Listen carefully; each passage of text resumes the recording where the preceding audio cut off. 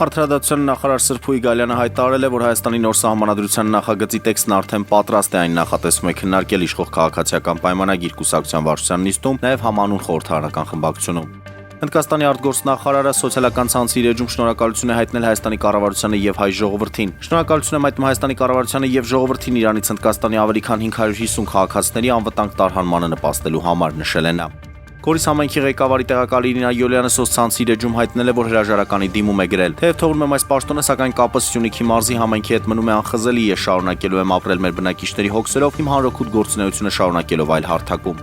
Դսամ պարբերականի հրապարակման համաձայն Իրանի նոր գերագույն առաջնորդ այաթոլլա Մոջթաբա Խամենեին այժմ գտնվում է հիվանդանոցում եւ միացված է արհեստական շնչառական սարքին։ Ըստ աղբյուրի նա գտնվում է կոմայի մեջ, ունի լուրջ ներքին վնասվածքներ լյարդի եւ ստամոքսի շրջանում եւ հնարավոր է կորցրել է 1 ոտքը։ Ֆրանսիայի նախագահ Էմանուել Մակրոնը հայտարարել է, որ հեռախոսազրույց է ունեցել Իրանի նախագահ Մասուդ Փեզեշքյանի հետ եւ կոչարել անհապաղ դադարեցնել տարածաշրջանում իրականացվող հարձակումները։